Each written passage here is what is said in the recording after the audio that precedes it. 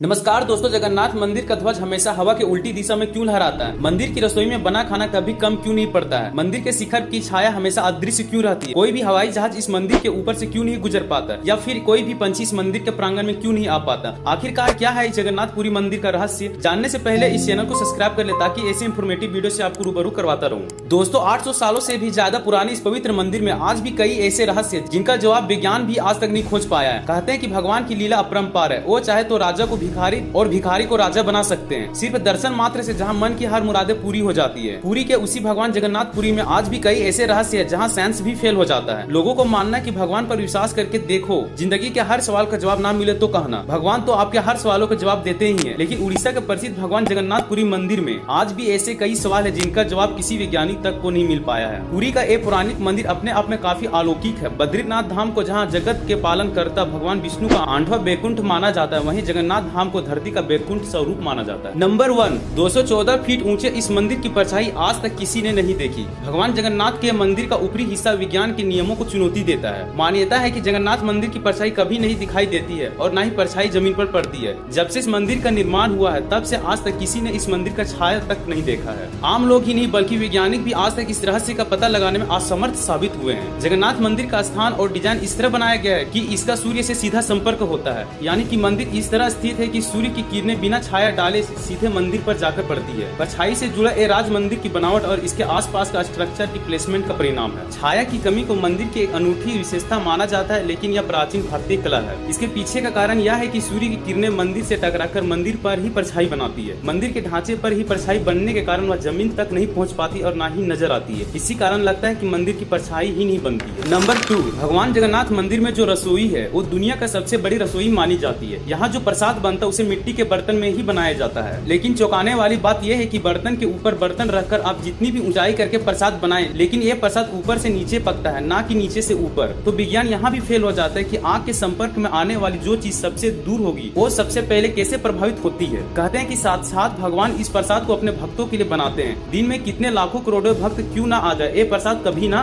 कम पड़ता है। और जैसे ही मंदिर का कपाट बंद होने का समय आता है, प्रसाद अपने आप खत्म हो जाता है। यानी आज तक इस मंदिर में बने प्रसाद का एक भी कण बर्बाद नहीं हुआ है। बताया जाता है प्रत्येक वर्ष पुरी में होने वाली जगन्नाथ रथ यात्रा में लाखों की तादाद में लोग शामिल होते हैं, जिसके मद्देनजर मंदिर की रसोई में लाखों लोगों की गिनती में ही प्रसाद बनाया जाता है। दिन में 6 बार भगवान जगन्नाथ को भोग लगाया जाता है। इस तरह जगन्नाथ जी के सक्षम कुल 56 तरह के पकवान सजाए जाते हैं। भोज के बाद यह महाप्रसाद मंदिर परिसर में मौजूद आनंद बाजार में बिकता है। ऐसा माना जाता है कि जगन्नाथ मंदिर की रसोई 11वीं शताब्दी में राजा इंद्रवर्मा के समय शुरू हुई थी। तब पुरानी रसोई मंदिर के पीछे दक्षिण में थी। जगह की कमी के कारण मौजूदा रसोई 1682 से 1713 ईस्वी के बीच उस समय राजा दिव्य सिंहदेव ने बनाई थी, जिसके बाद से इसी रसोई में भोग बनाया जा रहा है। कई परिवार पीढ़ियों ने यहाँ भोग बनाने का काम कर रहे हैं। वहीं कुछ लोग महाप्रसाद बनाने के लिए मिट्टी के बर्तन बनाते हैं, क्योंकि इस रसोई में बनने वाले शुद्ध और स्वास्थ्य भोग के लिए हर दिन नए नए बर्तन का इस्तेमाल होते हैं। बताया जाता है कि ये रसोई लगभग 8000 स्क्वायर फीट में है, जिसमें 24 चूल्हे हैं। मंदिर की रसोई दक्षिण पूर्व दिशा में है। इसके अलावा रसोई में गंगा यमुना नाम 2 कुएं हैं, जिसका पानी भोग के प्रसाद बनाने में इस्तेमाल किया जाता है। दुनिया की सबसे बड़ी इस रसोई में 800 लोगों की देखरेख में भोग बनता है, जिसमें 50 रसोई और 300 सहयोगी है जो भोग बनाने में अपना पूरा सहयोग देते हैं। जब मिट्टी के बर्तनों में भोग बनाया जाता है, इन मिट्टी के बर्तनों में कुल 700 हांडियां शामिल है, जिसमें से 4 बड़ी हांडियां, 6 मिडिल हांडियां और 5 छोटी हांडियां है। 3 विभिन्न तरह के कटोरा और 3 तरह के प्लेट भी आदि शामिल है। मान्यता के अनुसार भोग बनने के बाद सभी हांडियों को तोड़ दिया जाता है और अगले दिन फिर नए बर्तनों में बनाया जाता है। बताया जाता है कि इस रसोई में 15 मिनट में 17,000 लोगों के लिए खाना बनाया जाता है। रसोई में लगभग 175 चूल्हों पर चावल बनाए जाते हैं। इन्हें बनाने के लिए 10 से 12 लोगों के खाने जितने चावल को एक बड़ी सी मिट्टी के हांडी में भर दिए जाते हैं। इस गणित के हिसाब से दिन भर की बात करें तो इस रसोई में लगभग 7 लाख लोगों के खाने के लिए खाना तैयार हो सकता है। आयुर्वेदिक के मुताबिक भगवान के भोग में होने वाले 6 रसों का खास ध्यान रखा जाता है। बनाए खाने में मीठा, खट्टा, नमकीन, तीखा, कड़वा और कसेला स्वाद होता है। इनमें से तीखे और कड़वे स्वाद वाले भोजन का नैवेद्य भगवान को भोग नहीं लगाया जाता है। जगन्नाथ मंदिर की रसोई रोजाना 56 भोज बनते हैं, जिनमें से कम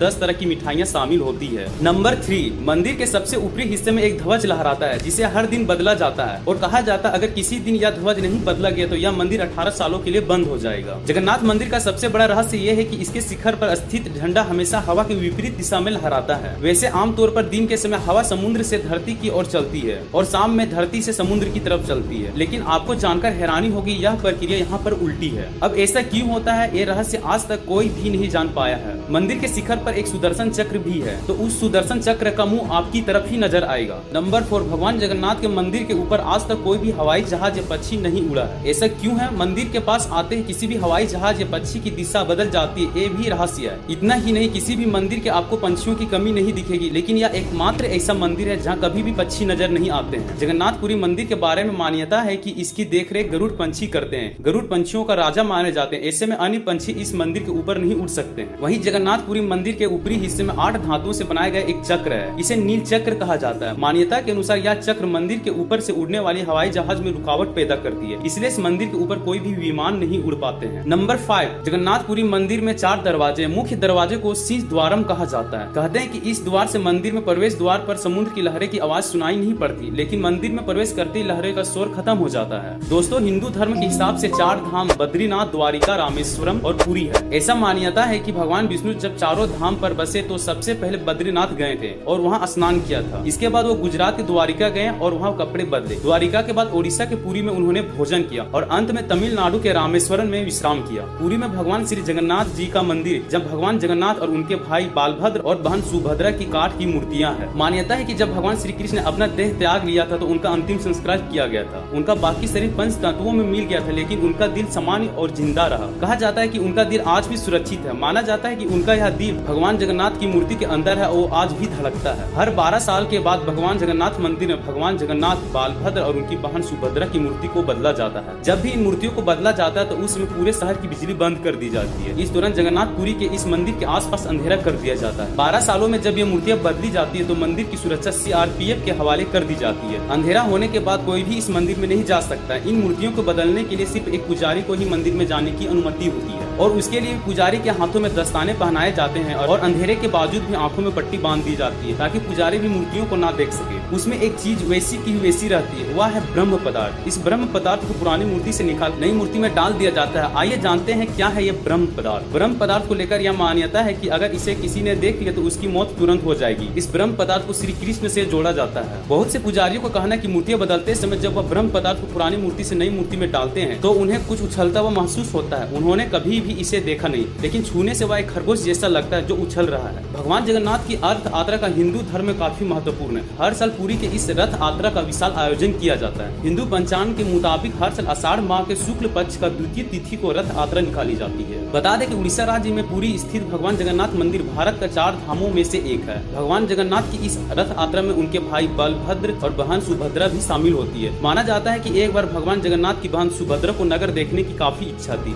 बहन की इस इच्छा को पूरा करने के लिए भगवान जगन्नाथ और बालभद्र उस रथ पर बिठाकर नगर दिखाने के लिए निकले। तभी से इस यात्रा की परंपरा शुरू हो गई। तो दोस्तों, इस प्रकार जगन्नाथपुरी मंदिर में काफी रहस्य शामिल है। तो दोस्तों, आशा है कि आपको वीडियो पसंद आएगी। तो दोस्तों, ऐसे ही वीडियो के लिए हमारे चैनल को लाइक, शेयर, सब्सक्राइब करना ना भूलें।